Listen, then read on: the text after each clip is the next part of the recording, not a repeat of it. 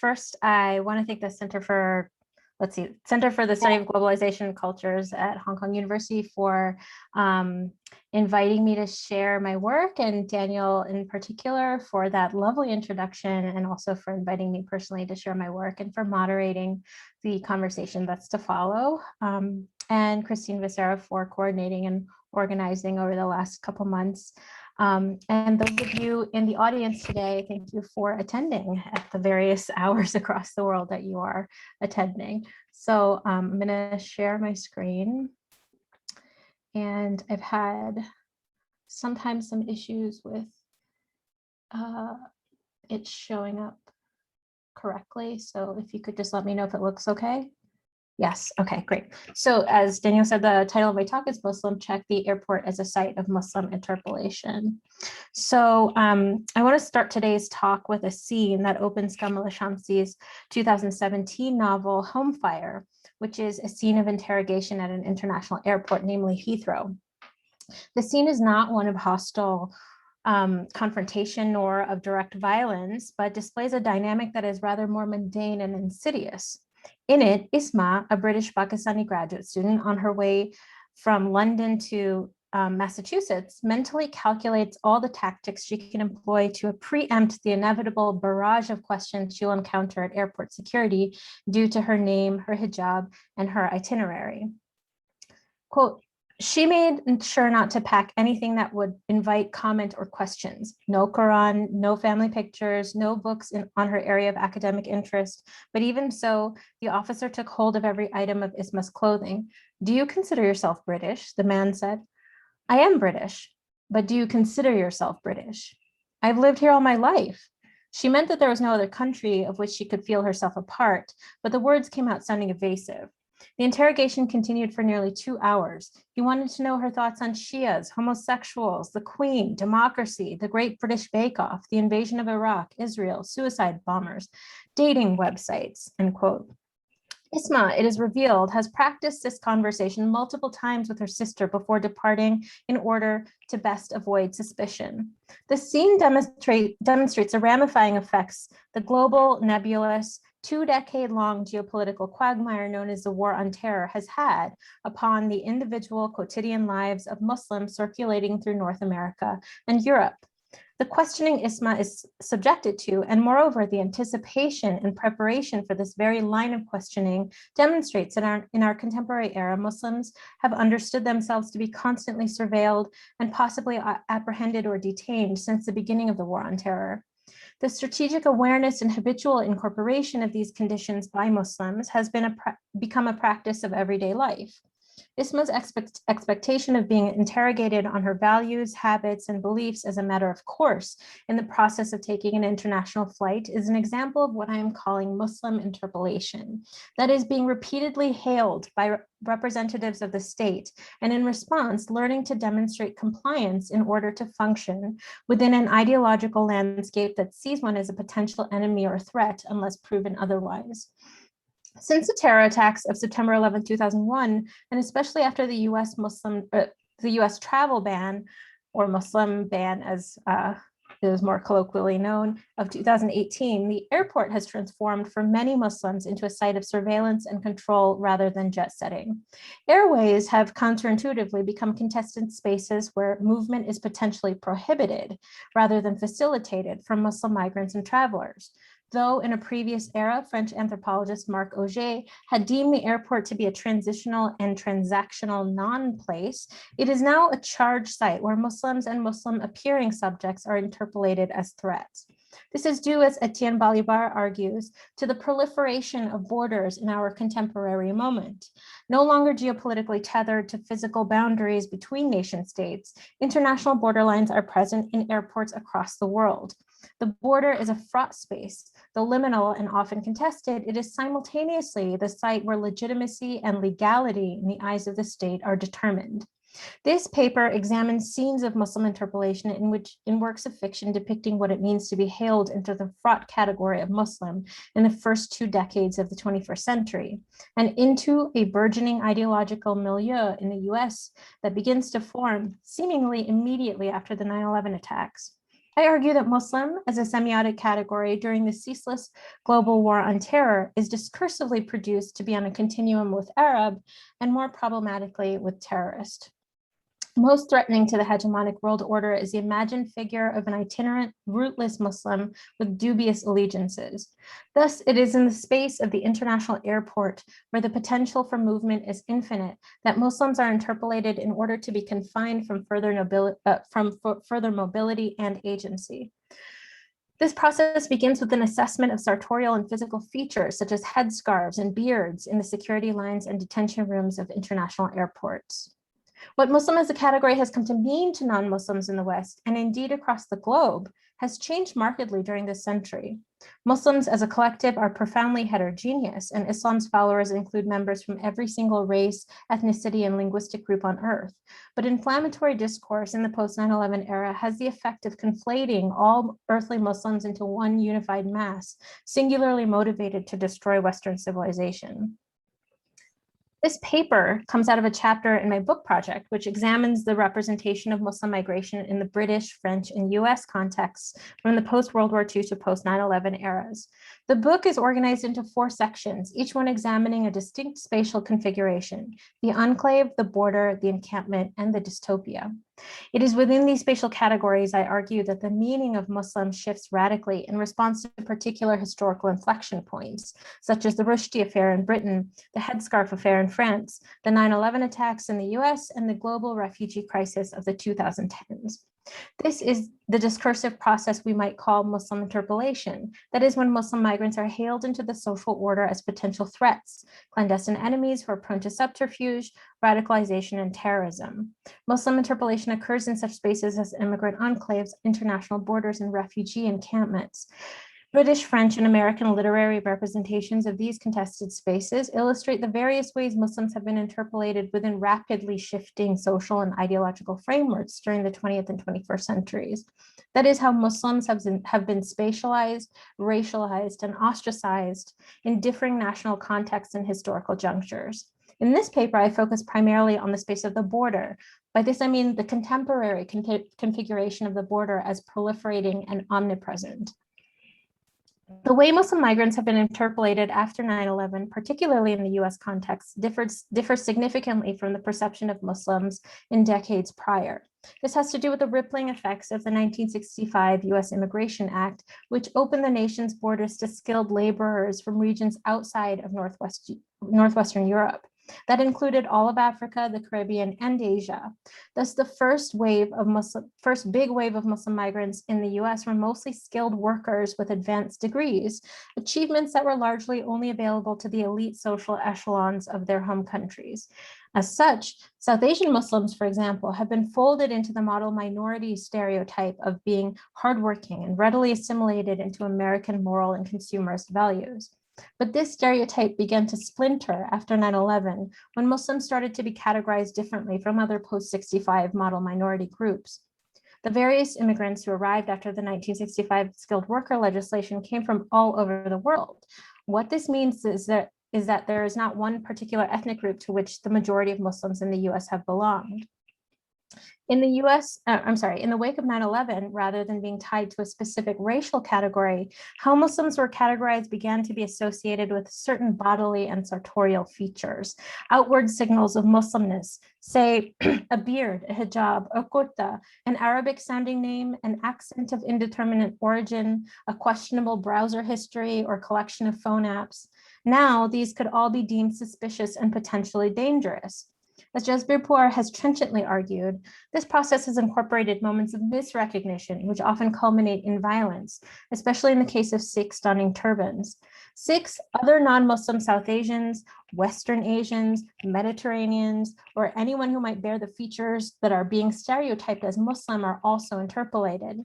Thus, the practice of Orientalism has once again become a thriving enterprise in the so-called Occident. Most often, it seems that the transitional space of the airport has become the most important site of determining who is a Muslim and what the consequences of that determination are. As anthropologists Sandra Metsadra and Brett Nielsen remind us, since airports are technically international border spaces, regardless of proximity to a physical border, And since under current US immigration law, undocumented migrants can be apprehended virtually anywhere, the border now looms omnipresently. And it is at the border, especially within the airport, where the laws put in place under the Homeland Security Act are enforced.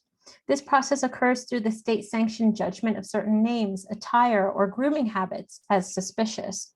These features are scrutinized and assessed for security threat levels, often eliciting further examination by the state in the form of TSA and Border Patrol agents. The semiotic transformation of what appearing to be Muslim means in the US and across the world, I would argue, has largely happened at airport security. The transitional space of the airport terminal is where Muslim is discursively produced as a racial category on a continuum with Arab, Pakistani, Afghani, Bangladeshi, Iranian, Somalian, etc., and more problematically on a continuum with refugee, ideologue, threat, criminal, enemy, and terrorist. In response, Muslim migrants and travelers have been compelled to adopt a number of defensive strategies in order to be granted permission to move in and between spaces in the so-called West. Published 10 years prior to Shamsi's home fire, Mohsin Hamid's 2007 novel, The Reluctant Fundamentalist, is a story that portrays the very moment of transformation from a previous ideological order into our current one, a scene that occurs in the space of the international airport. The novel pinpoints the moment, a primal scene, if you will, when Muslim as a category of difference ceased to be included within the model minority stereotype of post-65 immigrants. Jangez, the novel's Pakistani protagonist, is equally aware of the model minority myths surrounding Asians in the US and the newly perceived threat of appearing Muslim. Styled as a biographical tale spun over an unhurried dinner, the novel is idiosyncratic in its employment of second-person perspective. The story is seemingly set in motion by Jangez's chance encounter with a conspicuously American travel of formidable size in Lahore's bustling old Anarkali Bazaar.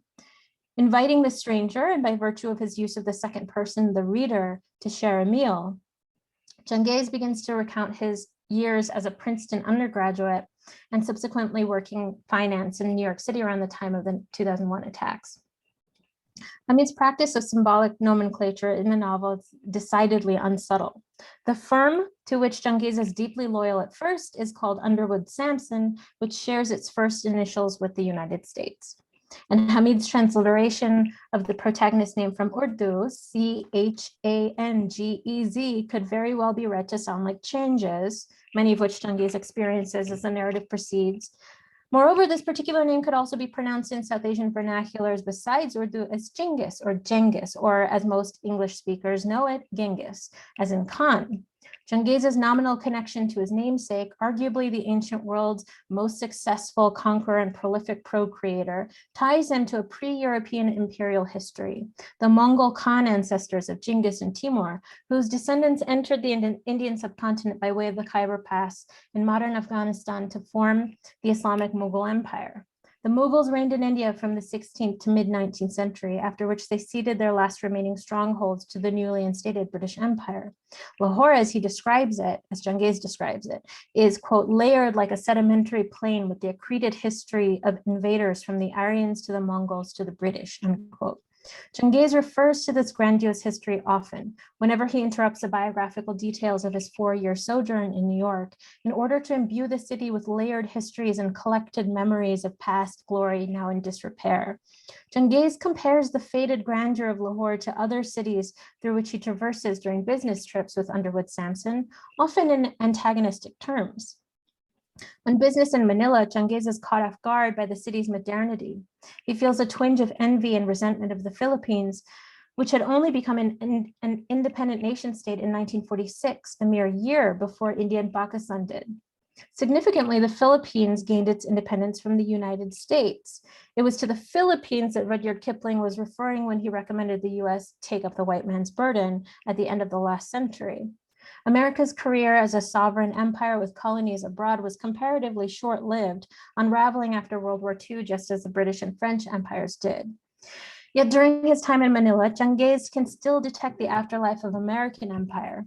He claims his Filipino co-workers look up to his American colleague as, quote, members of the officer class of business, of global business, end quote.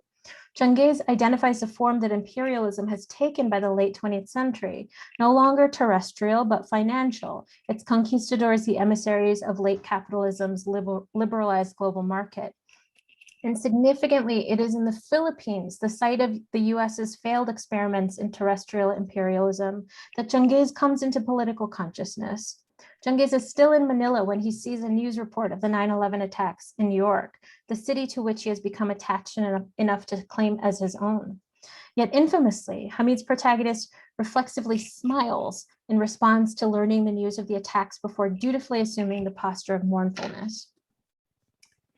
As he attempts to return to the United States, he becomes aware of his changed position at the airport outside the borders of the nation. Quote, I was escorted by armed guards into a room where I was made to strip down to my boxer shorts. My entrance onto the plane elicited looks of concern from my fellow passengers. I flew to New York, uncomfortable in my own face, end quote. This is an awkward turn of phrase. He is uncomfortable in his face, the face that smiled upon learning of a spectacular terror attack committed by Islamic terrorists and now contorts into his mask of mourning. The border agent at New York Customs asks him a routine question with such force that it takes on the valence of an existential probe. Quote, what is the purpose of your trip to the United States? I live here, I replied. That is not what I asked, sir, she said. What is the purpose of your trip to the United States, end quote. Changiz's purpose has changed. It is no longer to assimilate to an American ideal that was never fully attainable and no longer to become a latter-day corporate conquistador. His purpose has changed because in his absence, the society he is returning to has radically shifted and he can no longer occupy the same space he was attempting to before. As George W. Bush made clear in the months after the attacks, Americans and American sympathizers were compelled to choose a side, either with us or with the terrorists. But all too frequently, the choice of side is made for individuals in the way they are perceived. Changiz is hailed into his position as a Muslim in post 9/11 America, meaning Muslim qua potential terrorist, Muslim qua national menace. A Muslim whose piety or practice of the 5 pillars of Islam is utterly beside the point. In the months after the attack, he recalls that in a parking lot, quote, I was approached by a man I did not know. He made a series of unintelligible noises, kala malakala perhaps, or kalapal kalapala, and pressed his face alarmingly close to mine. Just then another man took his friend by the arm and tugged at him, saying it was not worth it. Reluctantly, the first allowed himself to be led away. Fucking Arab, he said. I am not, of course, an Arab, end quote. It is important to note that it's only after this episode that Changiz begins to maintain an unruly beard, and in which he begins to empathize with the side of anti-American imperial politics. He comments, quote, it is remarkable the impact a beard worn by a man of my complexion has on your fellow countrymen. More than once traveling on the subway, where I had always had the feeling of seamlessly blending in, I was subjected to the verbal abuse of strangers, end quote. Changiz, because of his facial features and his beard, is perceived as a threat on a plane or a subway car while moving into and through American metropolitan space. By the end of the narrative, Changiz has indeed gone through changes, having moved back to Lahore and joined among student protests at his university. We are made to suspect that his radicalization will have dire consequences at the end of the narrative, but what sets this domino effect into motion is that first scene of interpellation at the airport. And in fact, it seems Changiz is never able to leave that airport checkpoint behind. The very form of the novel itself, employing the second person voice, reproduces the scene of interrogation at the border. He is in dialogue with his dinner guest, but also with his reader, effectively interpolating us in the act of reading. We are the Westerner, the skeptic, the interrogator, the agent of the state, to whom he is always already answering the question, what is your purpose here?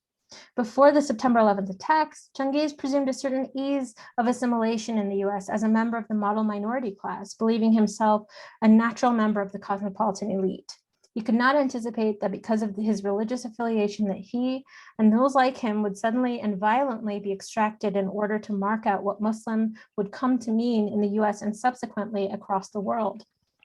Being interpolated as a Muslim in this configuration is to be categorically flattened into a collection of physical, sartorial, and ideological features that are defined almost exclusively by what the West is not.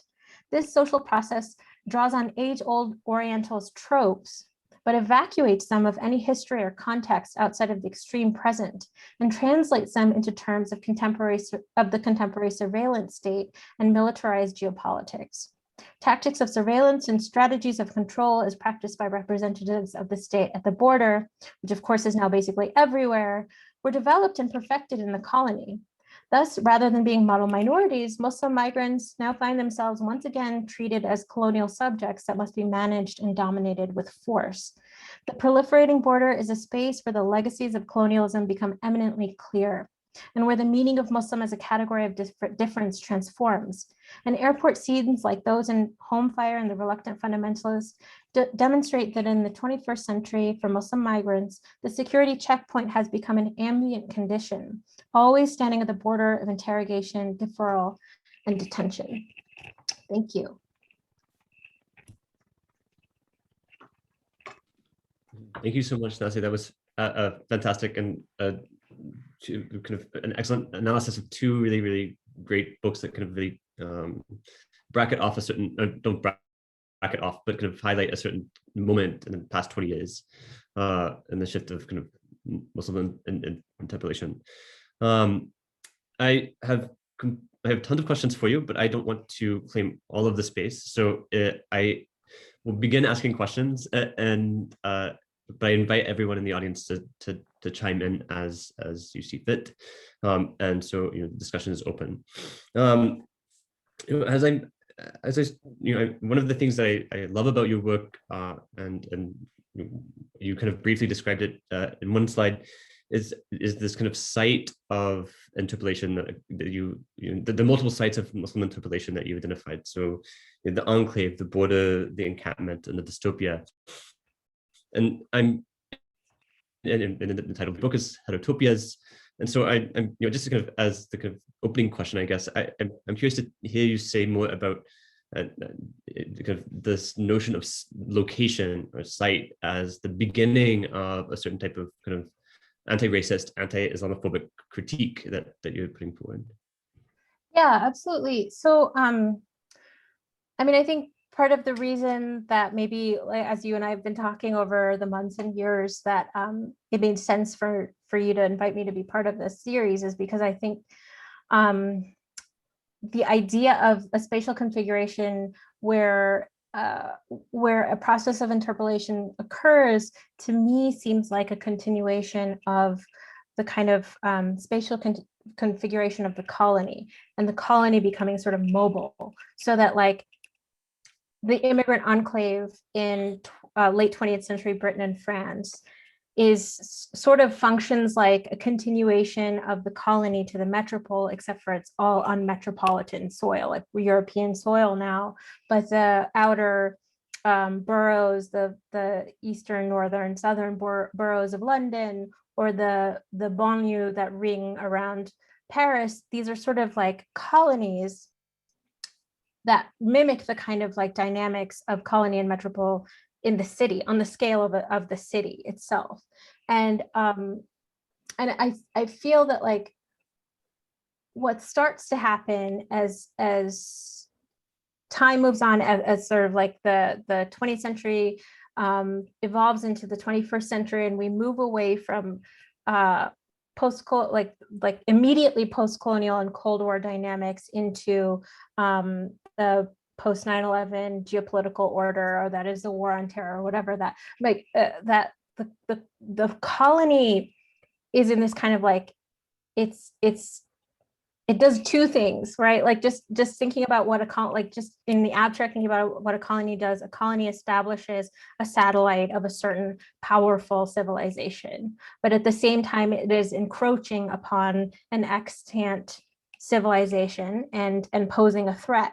So how to interpret the colony of Muslim immigrants in, say, Britain and France, and then starting to be in the US context after 9/11, are they sort of being contained as they were in their colonies during the era of empire, or are they now becoming this encroaching colony that is sort of like establishing a new kind of civilization?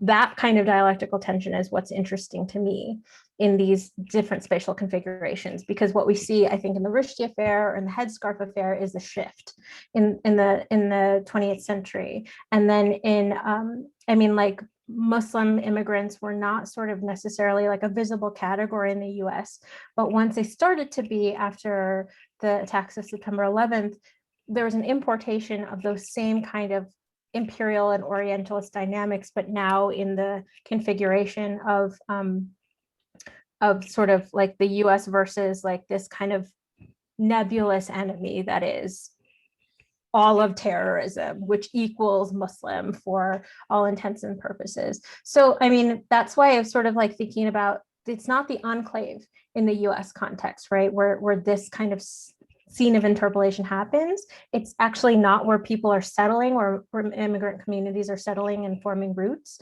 but instead how and whether they're allowed to move. So it sort of shifts from a question of settling into one of movement and the prohibition or permission of movement.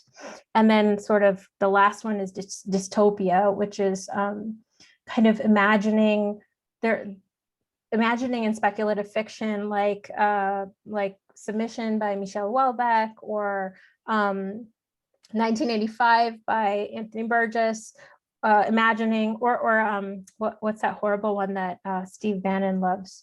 What's it called? Oh, I can't remember. The Camp of the Saints, which is from the 1980s and imagines like all of these like brown immigrants coming and taking in, like, voraciously and rapaciously taking over Europe.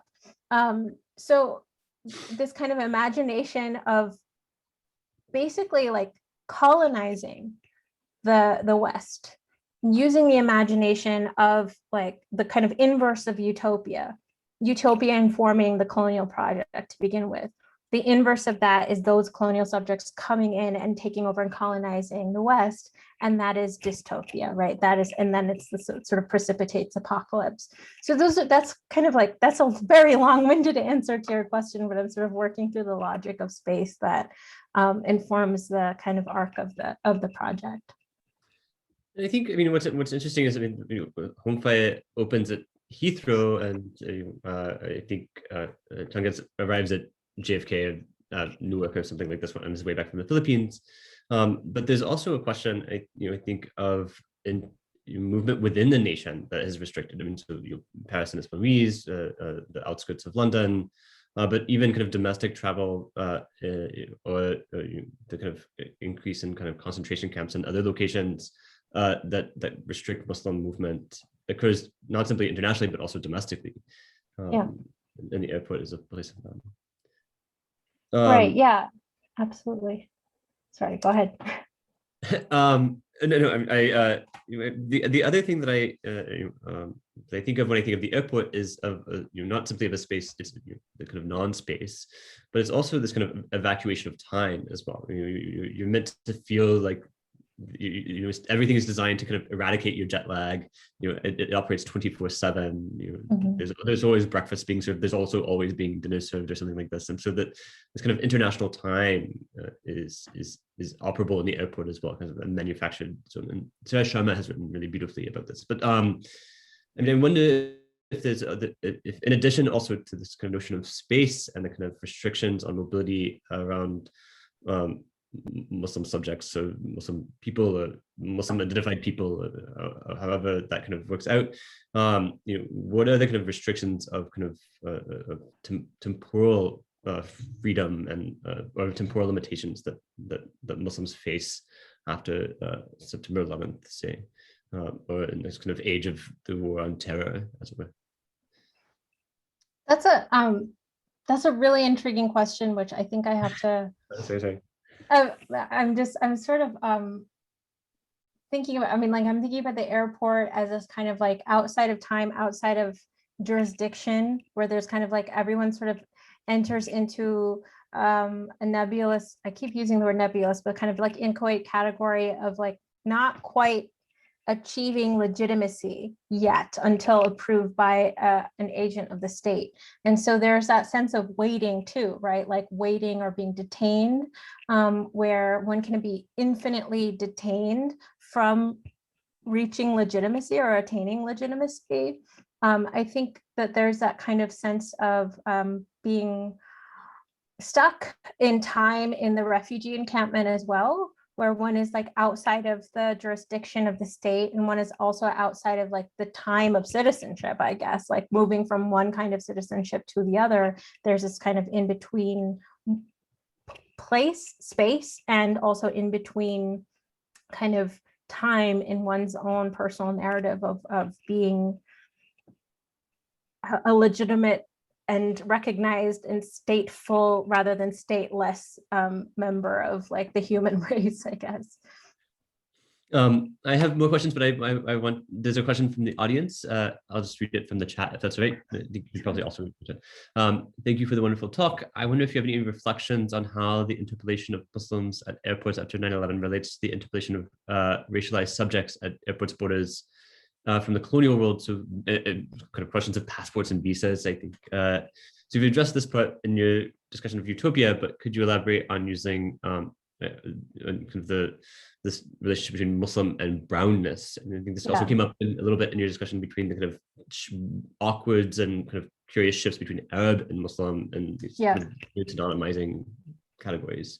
I mean, this is a really interesting question, especially in relation to, and this is, I mean, like my research begins with the question of South Asian and South Asian Muslims and like how that category becomes ramified, especially after the Rushdie affair, after the fatwa, after 9/11. But like, I just thinking about like brownness, and there's this whole other question of brownness in the US, which is the question of migrants from the southern border, and how that threat is also often conflated with the threat of Muslim takeover in the US, where there's sort of this conflation of like the Muslims are coming and the Mexicans are coming.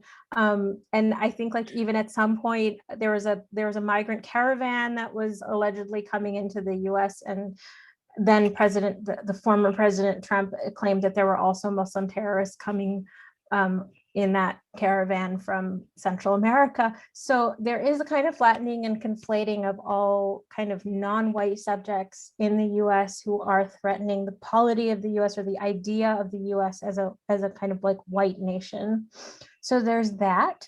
And also, I mean, this is something I'm working through, and like this is one of my major questions that like began my research in the first place, in the very, very first place, of sort of like, what does it mean to be South Asian in the US versus South Asian in Britain? They mean different things. They connote different things. There's kind of very different semiotic charges to those two categories. And one thing that I see happening in the last 20 years is that the kind of reviled figure of the South Asian, particularly the South Asian Muslim, particularly the Bangladeshi South Asian Muslim in the UK, is starting to take on those reviled kind of stereotypical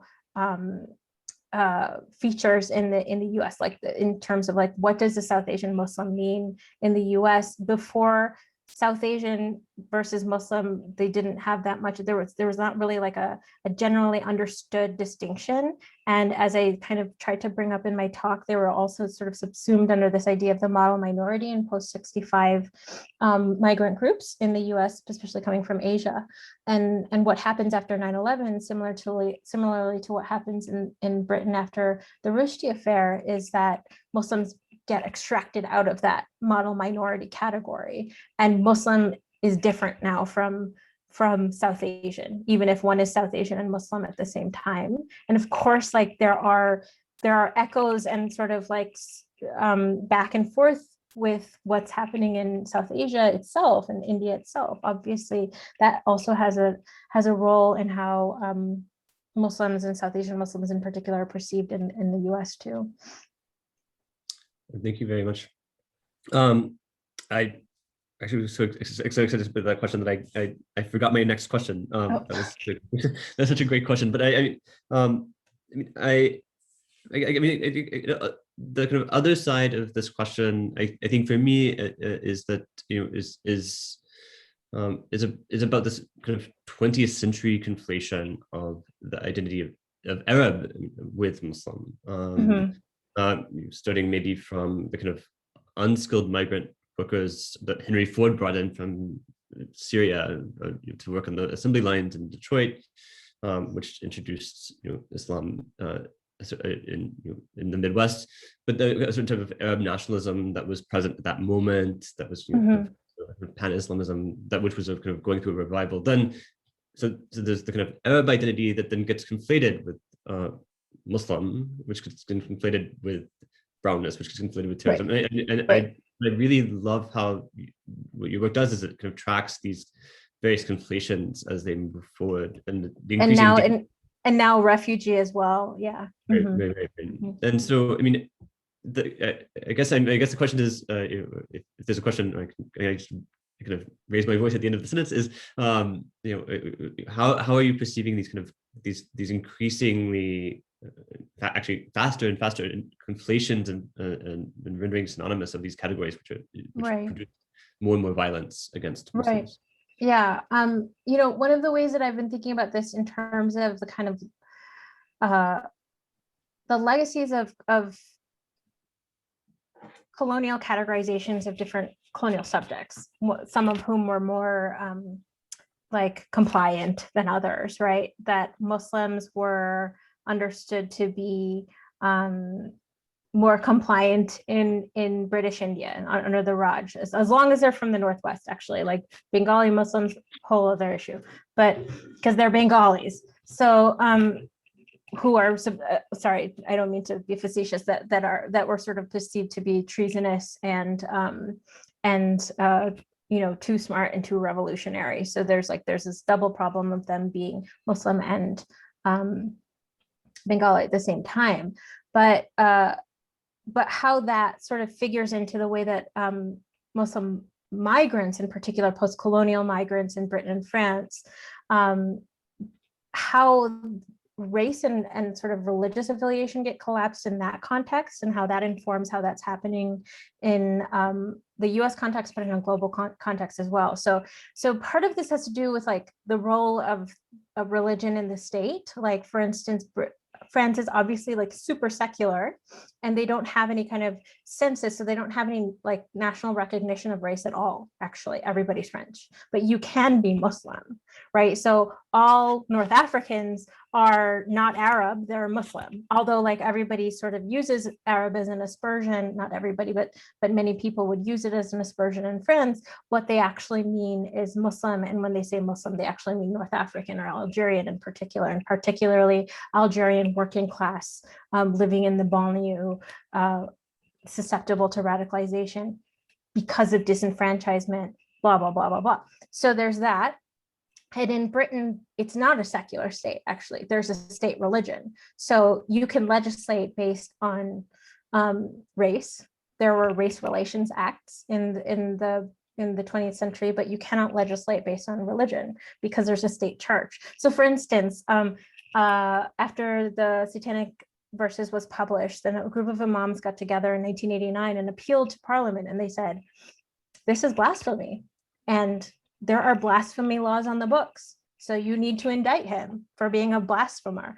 And Parliament was like, oh crap, that's not what it's for, and they kind of just let it slide and didn't do anything about it. But what happens in that moment is that Muslims in the UK, and particularly they were like Bangladeshi and Pakistani Muslims at that point, they felt themselves to be not completely protected by the state, even if they were citizens, because they couldn't appeal to the laws that were on the books. Some of those laws were only for Anglicans, right? So I think that so Muslim and South Asian become collapsed because South Asian is easier to legislate in the UK rather than Muslim. So this is how Muslim and Arab become racialized, or Muslims become racialized in France and Muslims become racialized in the UK for kind of inverse reasons. And like the US is this interesting case, right, where it's like it's secular but it's not secular. There's a separation of church and state, but there's God all over our money. So I think it's this kind of like intermediary between those two ideals of what a state and its relationship to its immigrant communities is. I think it's in between that, and you can see that there's kind of vacillations between the two kinds of racialization. So, you know, in the case of, for instance, the Syrian workers who were brought by Henry Ford, I believe most of them were Christian, right? Living in Detroit. So for all intents and purposes, after 9/11, probably after 1979 too, and the Iran hostage crisis, like I think that they were immediately interpolated as Muslim, and it doesn't matter, right? Like, Arab just becomes Muslim. It doesn't, I mean, like, all we have to do is look at Edward Said as well, right? Like, Arab is Muslim, and now Sikh is Muslim. It doesn't really matter what that actually means in terms of religious practice. It means, it matters what it means in terms of the state's position in relation to like what they decide Muslim means at that moment. That is, again, very long-winded answer, and I'm not sure it answers your question, but no, that was, thank you so much. We have two really great questions from the audience that, again, if you don't mind, I'll just read aloud so that everyone has in front of them. Laura, you raised your hand, so I'm going to assume that you don't mind me announcing your name for this question. Is curious about how we might think about this this question, the question of Muslim interpellation in a comparative perspective, especially tending to the ways in which Muslim minorities in China, mainland China, are being interpellated, which that is a questionable word in this case, as terrorists, and therefore heavily surveyed and are now in majority concentration camps in the in West China. And I don't know if you want to speak about this. This is whatever, but I think this is an important question. I think that the kind of that where your work actually really speaks to this as well, yeah. Whether or not you want to in this form or not.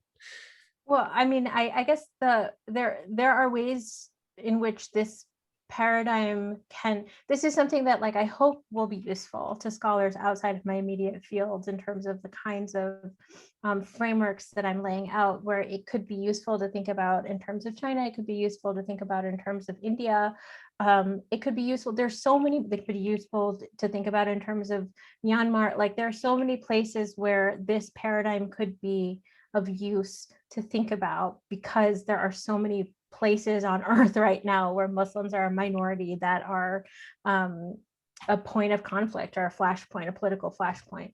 So I use the instances of Britain, France, and the US because those are the ones that I'm sort of trained in and most familiar with. But I think it could be really useful to think about the kind of like historical configurations of the way Muslims are minoritized and racialized in very specific contexts, how that has certain relationships to age-old practices of Orientalism and colonial practices of surveillance and control, and to think about how those same kind of tactics are being used and deployed elsewhere. Like, people are learning lessons from 19th century Britain and France, right? It's still incredibly relevant. And I think, I mean, part of this question, I guess, I mean, if I may, is this kind of weird contradictory demand on one hand to remain impossibly other, to remain impossibly Muslim, and on the other, right, is still this persistent demand to be the model minority and assimilate. And so you have this tension between Muslim as always complete other, and yet the demand nevertheless to behave as an American, as a proper Chinese person, as a proper British person, et cetera, et cetera. Right. Yeah. Right. Gina's question is, I have to admit, a personal favorite of mine. Maybe I can tell you afterwards why it is. But Gina asked, have you looked at the Mira Nair adaptation of Reluctant Fundamentalists? When I watched the film, I was struck by its critique of international business practices and the ways in which race and ethnicity became instrumentalized to serve predatory American business practices. Has the notion of the model minority changed since 9/11 in relation to the ways in which Asia is mobilized as a category with overlapping geopolitical and economic interests at stake? So I mean, this is a little embarrassing to admit, but I haven't seen the Mira Nair film, but I should. And I'm also obsessed with sort of like the role that, what's his name? The one who didn't win the Oscar, the very important Muslim actor who's the first Muslim who went, Riz Ahmed, of course. Riz Ahmed is this kind of figure that kind of continuously plays this role in films over and over again, but also makes it a part of his own artistic production or cultural production. It's in his raps, it's in his short films that he makes, that this sort of like this tension between being constantly and like infinitely othered and made for, and even if one is born in Britain, and even if one is born in the US, and at the same time needing to sort of like prove and convince the public that one is British, that one is American, that there's no difference between being Riz Ahmed, who's Muslim and Pakistani and British, that one can be all of those things at once. Mira Nair is interesting because she does do a lot of interpretations of post-colonial literature and always has her own spin on it. So I mean, like, I think for her to emphasize neoliberal global business practices, I'm sure like as a film producer, she has her own sort of investments in that question. I don't know. I mean, it's interesting. I mean, I think that there could be a whole book or a whole class on Mira Nair's particular yen for like interpreting contemporary post-colonial fiction.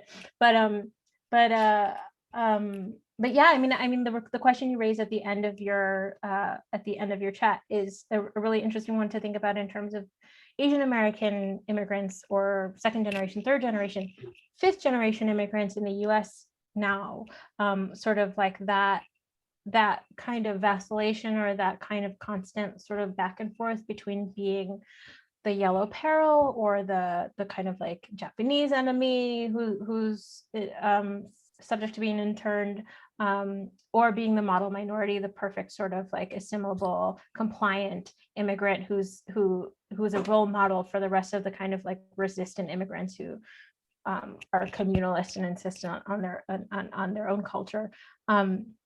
I think it's sort of a swing in the other direction. And I mean, I think like it's been really interesting for me to think about, you know, in the crassest of terms, thinking about sort of like, oh, I guess people care less about like the Muslim peril now, and now we're back to like worrying about East Asians in the US as a kind of like face of everything that's going wrong in the world.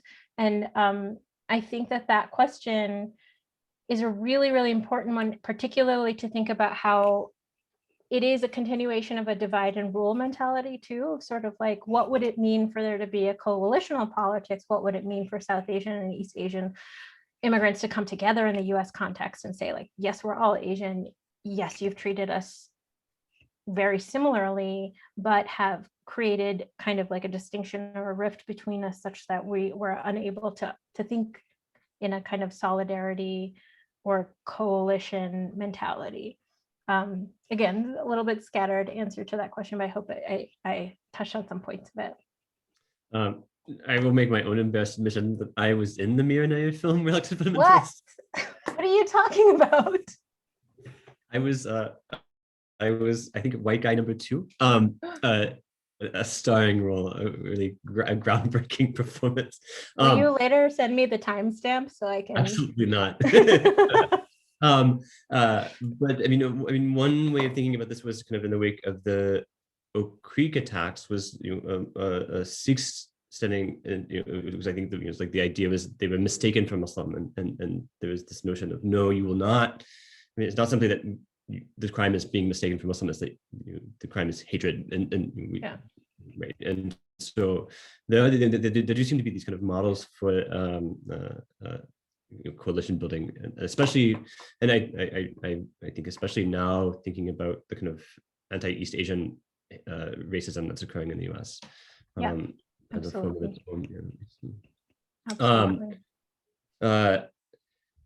I had one more question, and now my notes are shifted because I was embarrassed about Reluctant Fundamentalists. I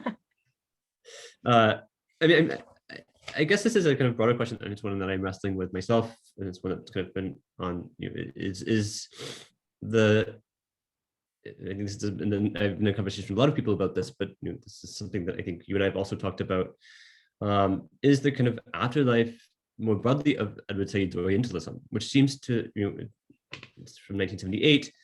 Not many texts from 1978 seem to, except for maybe with this favorite novel of Steve Bannon, but like otherwise, not many academic texts from 1978 have the lasting power and kind of imperative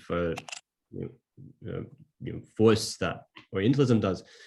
And it seems actually to be coming, if there's, it's coming back. There's a kind of renewed excitement about Edward Said, a renewed excitement, particularly about Orientalism. And I'm wondering if if you could kind of, what's the, can you speculate as to like perhaps why that this is coming back? And yeah. I don't know why it's coming back. For me, it never went away. I guess I'm sort of like, the idea that it's coming back is a little bit surprising to me, just because like it's so sort of like at the front of my mind always. And I mean, like I think my training is very Saidian. I'm sort of like one of Said's academic grandchildren, you could say. But I think many of us are who do post-colonial studies. But I think it's sort of, for me, kind of conceiving of this project was always about, there always seemed to be like in cultural and imperialism, in Orientalism less so, but like at points, kind of at the end of chapters, there'd be this kind of nod in Orientalism towards like, well, this is sort of manifesting in the suburbs of France, or in the suburbs of Paris, or this is sort of like when I talk to this Pakistani immigrant in Britain, then like we can see the kind of continuation of it. And for me, it was sort of like take up that mantle, take up that kind of like seed and let it flower, where like, let's think about Orientalism in a different spatial configuration. So not simply that there's the Orient and the Occident, and that the Orient is kind of like a stage on which the Occident projects its anxieties, but what happens when when that stage is sort of like in the kind of, I can't continue this metaphor, but what happens when we bring the Orient into the Occident, like very, very literally, geographically positioning it, like what does it mean when we cannot segregate the Orient from the Occident at all, right? Even spatially. That's part of one of, like, that's really kind of one of my motivating questions in this project, of sort of thinking about what it means to, what are the kind of the consequences or ramifications of Orientalism, which seems to be predicated on a kind of spatial distance, for that distance to be collapsed. And I think that's perhaps I think Orientalism is evergreen partially because of its methodology, which is like, it's like very philological, but it's also deeply, deeply historicist. So it's not kind of dependent on particular, like zeitgeisty theoretical concerns. It's deeply historicist, and I think that that's part of its force and power, that he is so careful about excavating the archive and standing on strong historical ground for his claims, and that I think is what gives it staying power. Sort of like, what are you going to argue with? It's all there in the archive, So so I think that is what's attractive to me in terms of framing this project too, is a sort of like finding the historical vectors that that create a narrative, a cohesive narrative for what's happening, in particular in relation to, even if you think about, I'm sorry, I'm sort of, my mind's moving in different directions, but I think last summer, I was thinking a lot about the way that Black Lives Matter, particularly in its manifestations in the UK, started to make connections between British colonialism and Black Britishness, which I don't necessarily think was a historical set of dots that were being connected. Although, I mean, like, obviously, there are African, the African diaspora exists in the Caribbean and then moved to the island of Britain because of colonialism. But I think that kind of like clear historical line that was being drawn, particularly sort of like when the statues of the slave owners were being felled in Bristol, where there was a sense of like, this is a deep history. This is not a new issue. This is not a presentist issue. This is an issue that has its roots in the 16th and 17th centuries. And we need to excavate those histories, because that makes it less, I mean, that demands a kind of accountability, a historical accountability that I think a lot of Western nations are very ready to shirk at any moment. I mean, I obviously love the philological aspect. I love the historicist aspect of Said's project, but I think, I mean, what you open with actually is speaks a lot to what I think might be the staying power, or the continued kind of draw to, especially to Orientalism, almost more so than kind of other of his works, except for maybe the kind of late work on philology, which I love.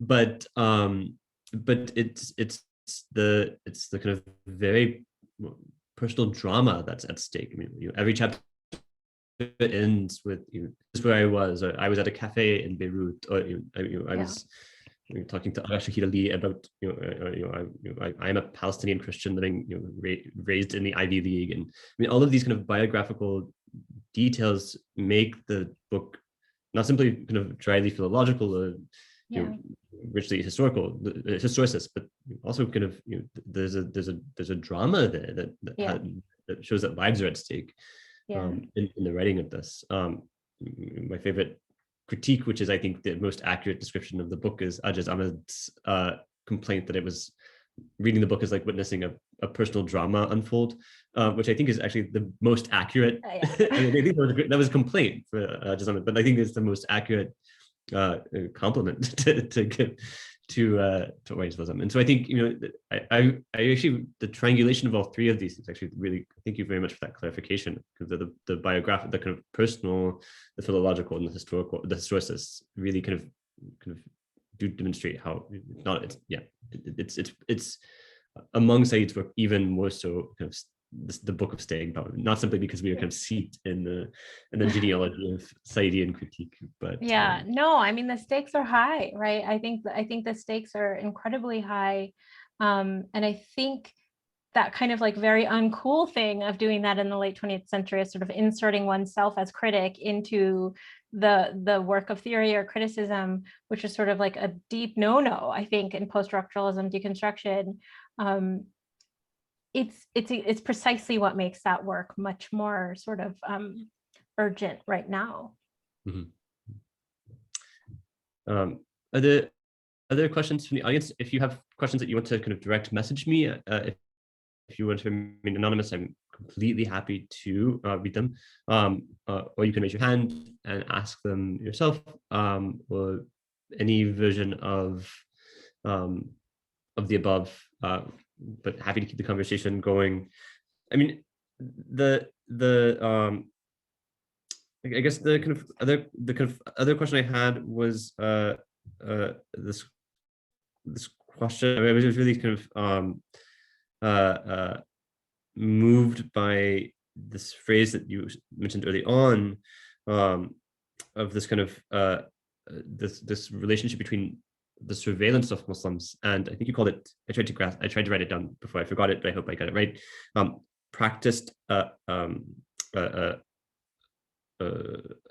compliance. So in home fire, right? It's going through the questions in advance. It's and you open by saying, wait, this is not a scene of violence. This is not a scene of overt trauma or something like this. But this this notion that one kind of has to kind of practice and advance compliance with a kind of xenophobic,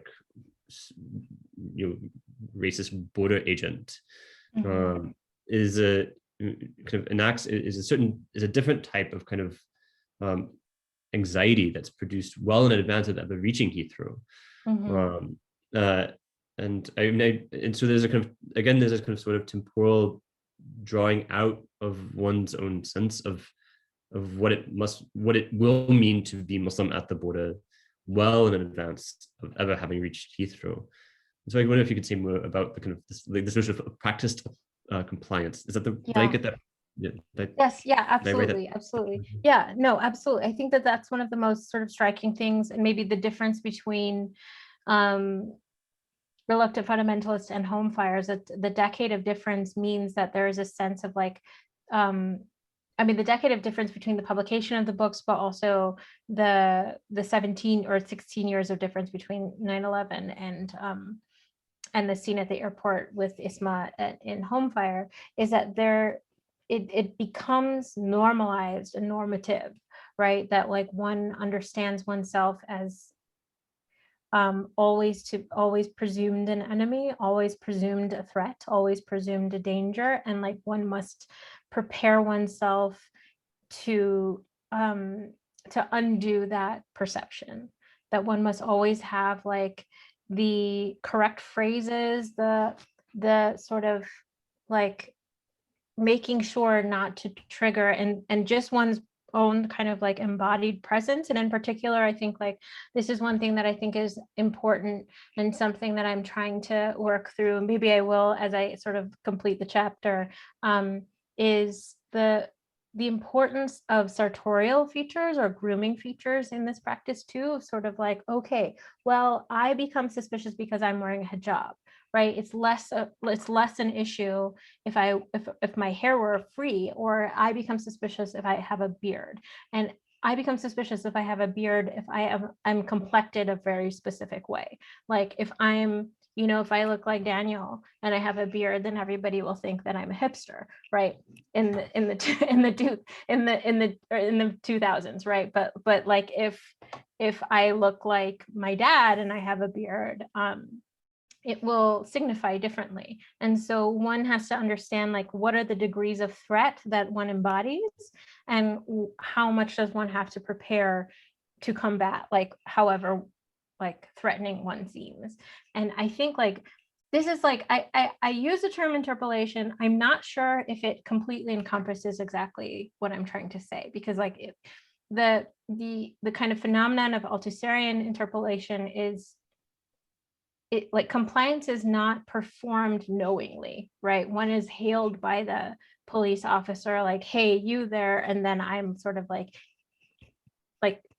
integrated into the ideological order, and I know that the police officer is an authority figure, and I exist in that relationship. But I was sort of thinking about this in relationship to the infamous and famous and probably most important primal scene in Fanon, where Fanon in Black Skin White Mask, where Fanon gets yelled at by the child, like j'ai peur, tiens, un nègre, right? So like it's the child so the child, obviously, because the child is kind of like the most kind of pure mouthpiece of the ideological order, because the child has made no decisions. It's sort of very clear where Fanon fits in. Fanon is the object of fear, is the savage, but there is this kind of like resistance to that Fanon doesn't accept that, and Junghese doesn't accept that immediately, but there's this kind of like architecture around it where it's sort of like, well, I have to function, I have to go to these soirees with these like fancy French people in Paris, so I have to function, and I have to figure out a way to not provoke that fear. I have to function, and I have to figure out a way to not provoke the fear or suspicion of the terrorist, the TSA agent. But I think it's a similar thing of where it's like one is being interpellated, but one is very, very aware of how one is being interpellated, and one is sort of like anticipating that, which is not exactly Althusserian interpolation. So I'm sort of like, I use this term, I'm not sure if it exactly encompasses everything I'm trying to say, because it's sort of like, there's no question of race in Althusser, right? There's no question of sort of like what kind of subjects are allowed to enter into the ideological order, and what kind of subjects are radically outside of it and need to be integrated with a degree of resistance. So this is something I'm trying to work out. I'm not sure that I have it worked out completely yet. I just saw a number of really, really excellent questions coming up in the chat, but I just like really, really wanted to quickly like say the final chapter. So the lived experience of the Black man in Blacks and White Masks, I mean, is a perfect example, right? I think of this kind of forced compliance, right? But what he says to the nice white woman at the party is like, oh, I must know this other Black doctor who speaks articulately, and then he says what he wishes to say is, pardon everyone, fuck you, madam, right? Like this is the back and forth, the kind of, so and Althusser has no conception of race to speak of. So there's this kind of there's a kind of interesting switch, interesting build on the Althusser critique that I think you're doing here, which is really exciting. So sorry to people waiting to ask really good questions. I just wanted to be excited about that. How does gender figure into scenes of interpolation? I've been thinking about how South Asian Muslim girls flying out of Britain are also cast as potential victims of forced marriage, needing protection, tropes of protection, humanitarianism.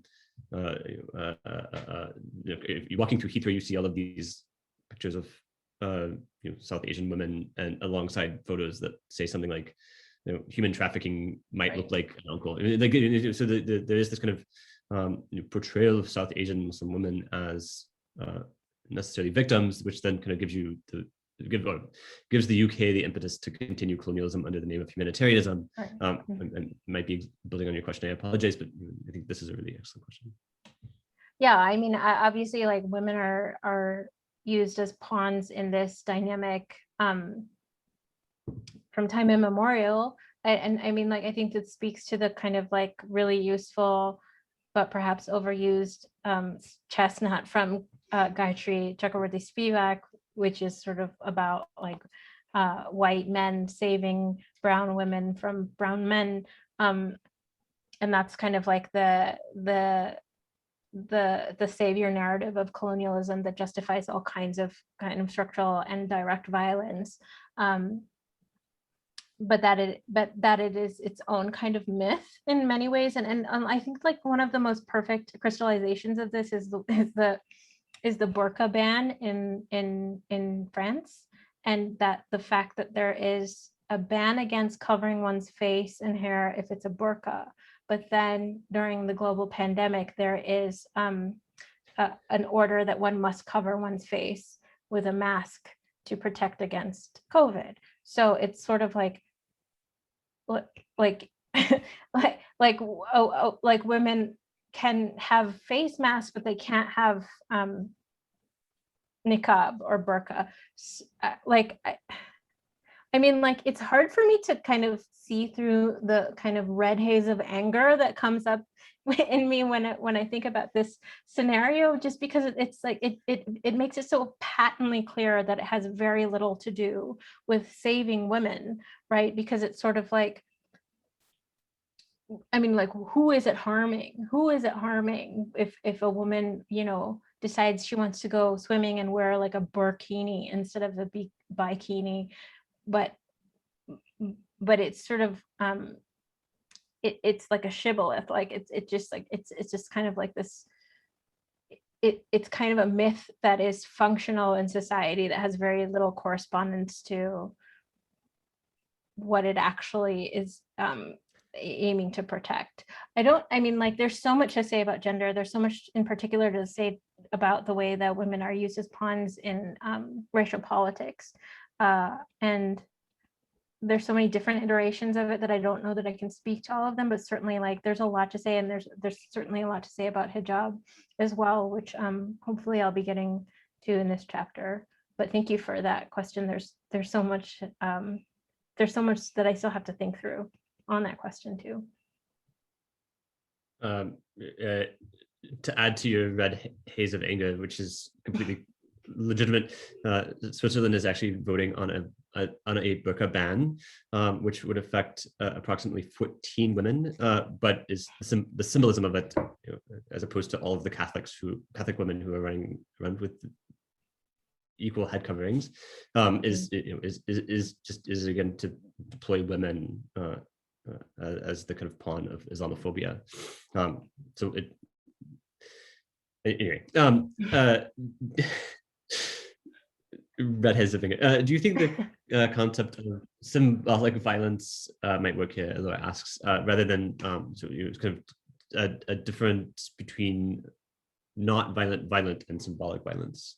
Certainly symbolic violence, structural violence, that's obviously at play here, systemic violence. I think the reason that in particular, when I was talking about the scene of interrogation in Home Fire, that I said it wasn't directly violent, because I was thinking about like so many popular cultural representations of these kinds of interrogations, where it's sort of like someone slammed into a room and like, did you bring a suitcase into the blah, blah, blah. And it's just this kind of like incredibly hostile confrontation, which is sometimes like actually violent. And that's the portrayal of that kind of, like in shows like Homeland or whatever, that there's a sense of like, oh, it's this like real scene of like, and in particular, like masculine hostility and violence and aggression. And that's precisely the opposite of what's happening in this scene with Isma, where it is incredibly mundane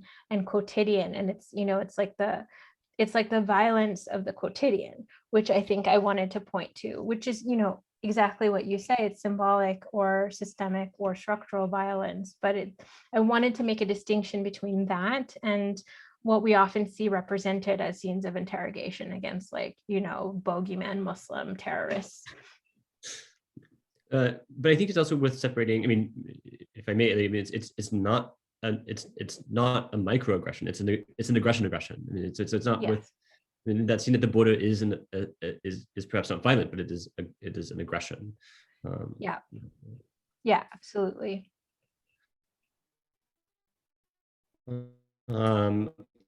Another thank you for the great talk. Asks, does the fundamentalist?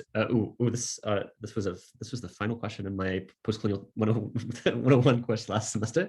Does the fundamentalist and reluctant fundamentalist, what does it refer to? Does it refer to Islamic fundamentalism or other values? What does it imply, and how does Changa's how does his reluctance, or how is he reluctant to these values? This was. You're giving away next semester's final essay question, but please say. Oh, I don't know. Is this helping your students cheat? I don't know. I mean, that word is used so much throughout the text, and in particular, I think when Cengiz works for the company Underwood Sampson, is that what it's called? The corporation that he works for.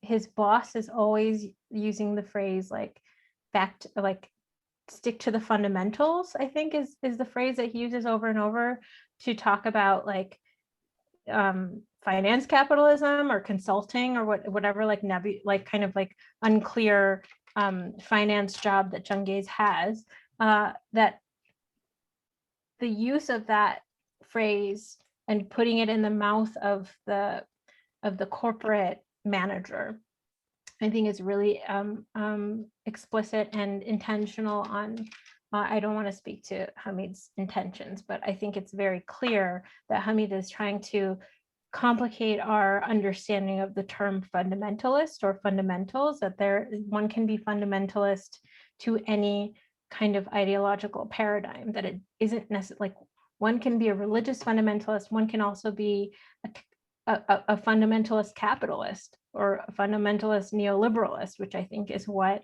Cengiz's boss is kind of proselytizing for.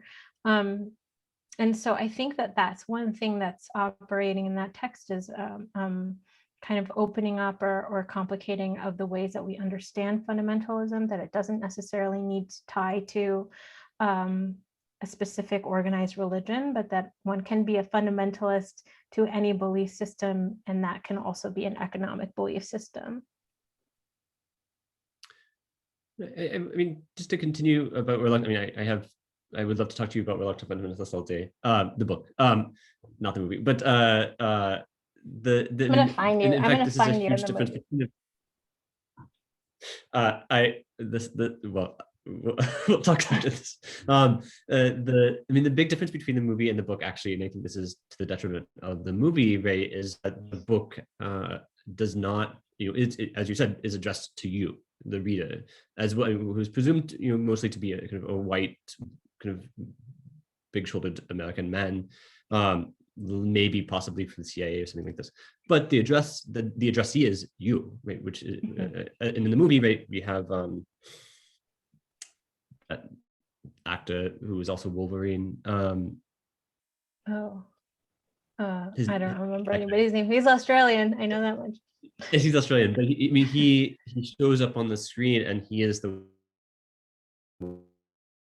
being, and so that there's actually quite there's a major loss in that kind of emphasis on the addressee, which is all to say, so quite simply, I mean, I'm curious to hear that the impact or the kind of effect of being actually interpellated as the kind of white American who is most likely, so the plot seems to build, going to kill, arrest, or cause harm, Chang'e at the at the end of the novel.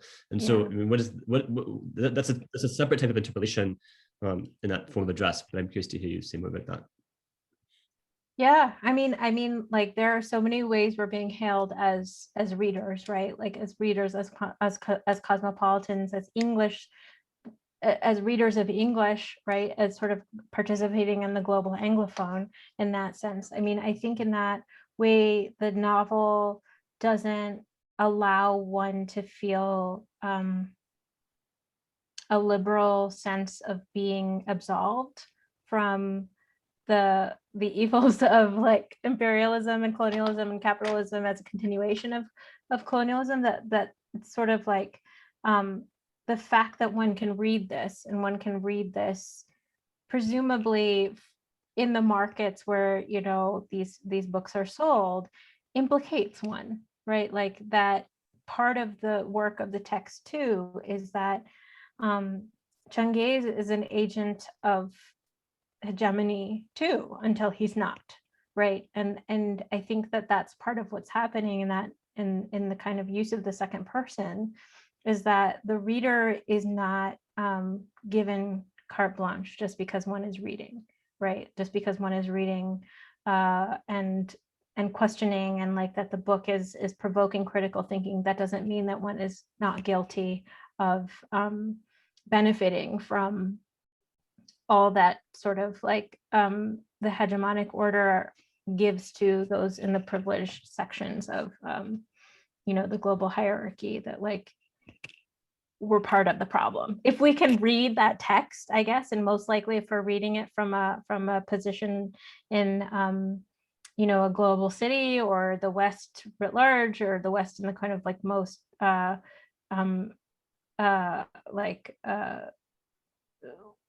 broadest sense of the term, that immediately we must understand that we're also part of the problem.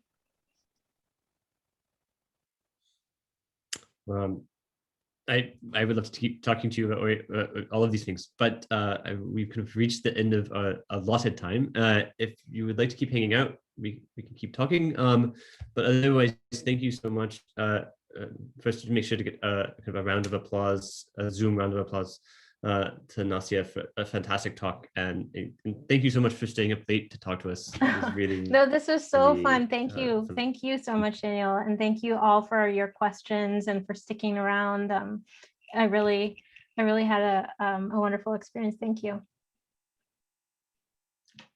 I think there are other, I know that there are other events in the CGC lineup, and I would love to tell you about them. I don't have the notes in front of me, but the upcoming events include a book launch for a Persian literature as world literature rally, and many other things, including a number of talks about gender diversity and democracy in Hong Kong. And so including one, actually, yes, this one I just saw is a gender diversity democracy talk on the gendered pandemic in China, which is a feminist online ethnography study, which is next Friday at 9 a.m. Hong Kong time. And so if you're able to join us for that, that would be the gender diversity democracy series is another fantastic part of the CSGC lineup. So there's tons of talks, and we would love to have you always be part of the conversation. So thank you so much for joining us today, and I will look forward to seeing you again soon. Thank you.